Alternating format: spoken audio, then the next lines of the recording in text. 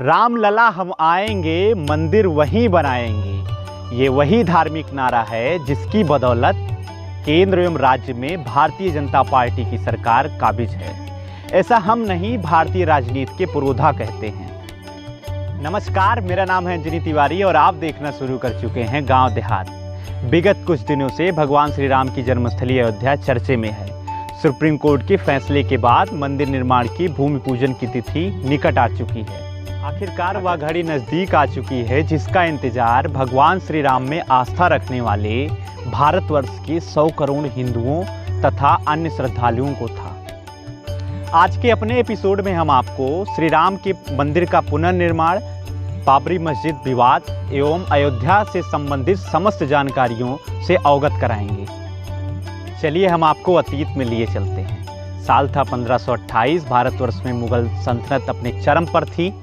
मुगल आकाओं द्वारा हिंदुओं के धार्मिक स्थलों, उनसे संबंधित अनुष्ठानों और अन्य गुरुद्वारों मंदिरों को ढहाने का कार्य प्रगति पर था। उसी समय मुगल सम्राट बाबर ने भगवान श्री राम की नगरी अयोध्या में श्री राम मंदिर के स्थान पर मस्जिद का निर्माण करवाया और उसने भगवान श्री राम के मंदिर को ढहा दिया था। धार्मिक आस्था के इस विषय पर विवाद की शुरुआत उसी समय हो चुकी थी। आया अंग्रेजों के शासन का। साल था 1853 जब इसी विवाद को लेकर हिंदू मुसलमानों में भयंकर दंगा हुआ। उसी समय तत्कालीन अंग्रेजी हुकूमत, जिसे ना तो हिंदू धर्म में कोई दिलचस्पी थी ना ही मुस्लिम धर्म में, उसने मध्यस्थता करते हुए एक ही परिसर में हिंदुओं और मुसलमानों को पूजा अर्चना करने की अनुमति दे दी। इसी क्रम में मामला पहली बार अदालत में तब पहुंचा जब अयोध्या धाम के महंत रघुबर दास ने बाबरी मस्जिद के बगल के परिसर में भगवान श्री राम के मंदिर बनाने की मांग की। कोर्ट में सुनवाई चलती रही और समय आ पहुंचा 1949 का, जब तथाकथित 50 हिंदुओं के समूह ने मस्जिद के केंद्र में घुसकर वहां प्रभु श्री राम की मूर्ति को स्थापित किया और उसी समय पूजा अर्चना शुरू हो चुकी थी। वह साल जब भारत में संविधान लिखा जा रहा था, आज़ादी के तुरंत बाद का समय था।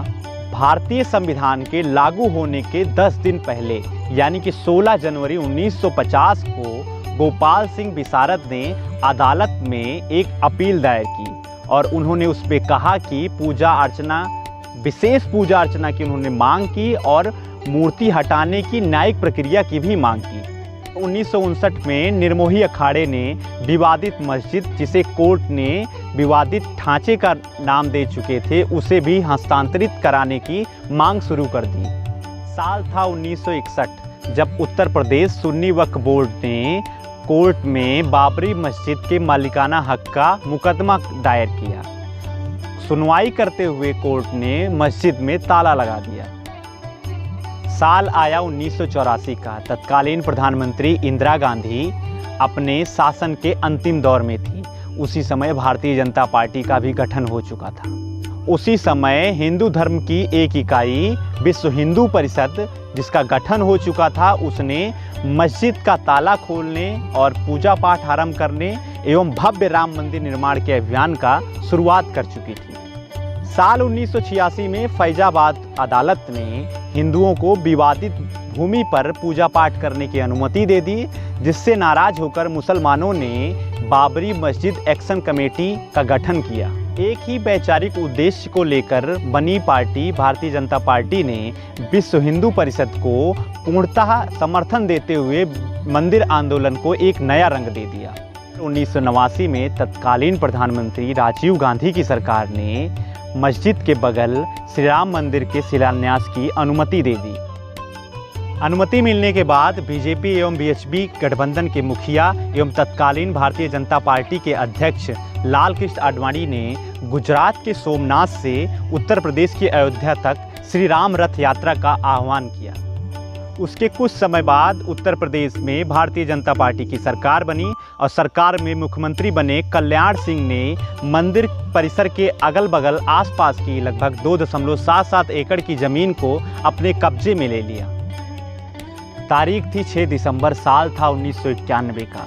उसी समय हजारों कार्यसेवकों की भीड़ ने अयोध्या के विवादित बाबरी मस्जिद ढांचे को ध्वस्त करते हुए साथ ही एक अलग अस्थायी राम मंदिर का निर्माण भी किया।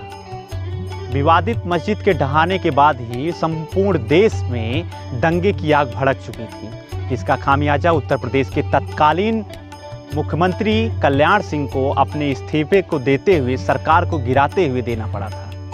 देश के तत्कालीन प्रधानमंत्री पीवी नरसिम्हा राव ने देश के अल्पसंख्यक वर्गों से सहानुभूति जताते हुए मस्जिद के पुनर्निर्माण का उस समय वादा भी किया था। उसके बाद भारतीय जनता पार्टी पुनः केंद्रीय सत्ता में कब्ज हुई। तत्कालीन प्रधानमंत्री अटल बिहारी वाजपेयी ने अयोध्या विभाग का गठन किया, जिसका उद्देश्य था अयोध्या से जुड़े हुए विवादों को सुलझाना। विवाद सुलझाने की प्रगति में भारतीय पुरातत्व विभाग के रिपोर्ट के अनुसार मस्जिद के नीचे मंदिर के अवशेष भी पाए गए, इसके प्रमाण भी उपलब्ध कराए गए। 2005 में इस्लामिक आतंकवाद के एक समूह ने विस्फोटकों से भरी एक जीप को विवादित स्थल के पास आकर विस्फोट कर दिया। सुरक्षा बलों ने सभी को मार गिराया। साल 2010 में इलाहाबाद हाई कोर्ट की लखनऊ पीठ ने इस मामले में फैसला सुनाया। हाई कोर्ट ने फैसला देते हुए विवादित भूमि को 3 पक्षों को देने का फैसला किया, जिस पर असहमति जताते हुए तीनों पक्षों ने सुप्रीम कोर्ट में याचिका दायर कर दी। अब बात करते हैं पिछले साल नवंबर में आए ऐतिहासिक निर्णय के बारे में। जी हाँ, सुप्रीम कोर्ट ने अयोध्या मामले में अपना अंतिम फैसला सुनाते हुए कहा कि अयोध्या में श्री राम जन्मभूमि मंदिर का निर्माण हो। अयोध्या में प्रभु श्री राम का जन्म हुआ था। उसने मंदिर निर्माण के लिए सरकार को आदेश भी दिया।